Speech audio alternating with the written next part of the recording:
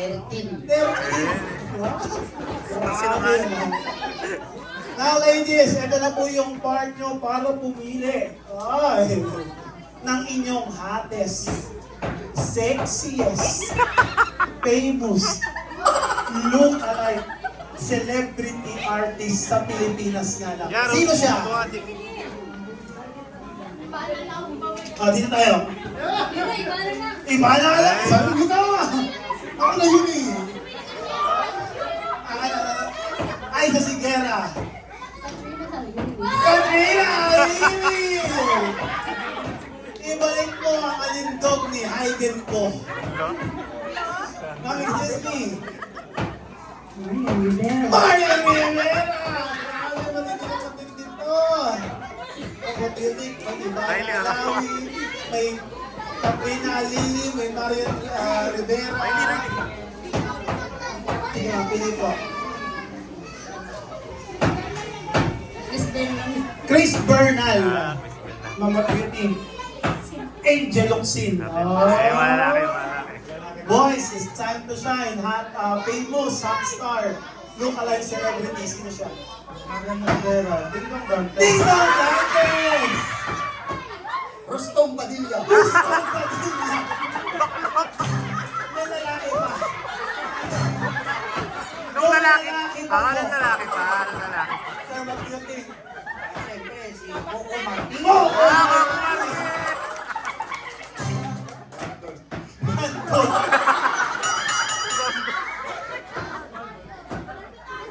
Siyempre, Joshua. Joshua Garcia! Amazing ko! Now guys, it's now time to decide kung sino yung ilalagay nyo sa sakto lang, katamtaman, pwede na pangmalakasan at pangdugdutan. Okay, so guys, i-arrange nyo lang po sa tingin nyo kung sino yung sakto lang, pwede na pangmalakasan. Woo! Yeah! Oh, tama na po. Masyado lang po yung alaswa. Masyado lang malaswa ang maganapang ito. Okay, now let's go! Pakuha ng si Bobo! ng laptop. Para sa mga kababaihan!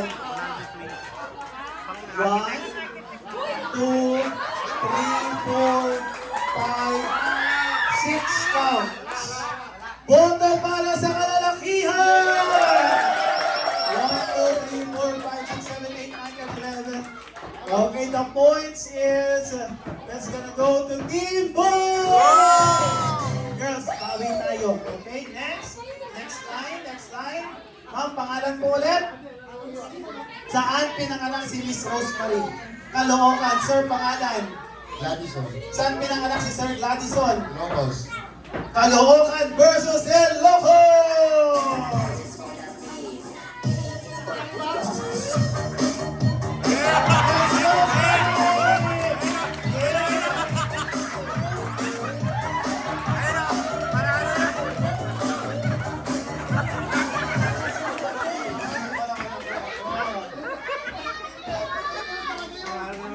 Guys, now let's vote again. Saan pinanganak? Si Quijón versus Caloocan.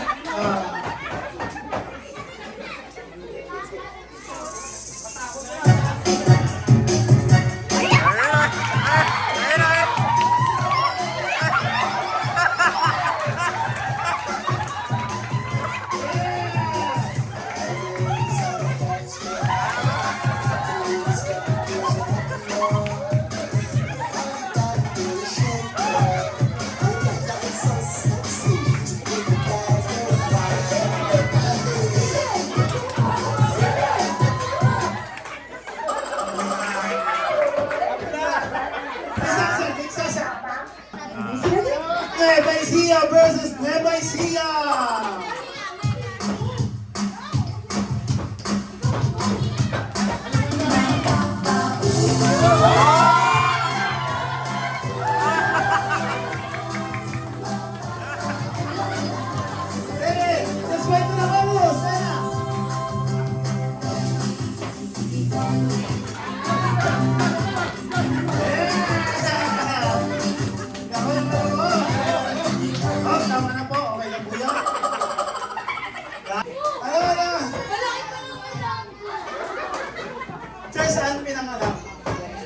Ilocos, ma'am, saan pinanganak?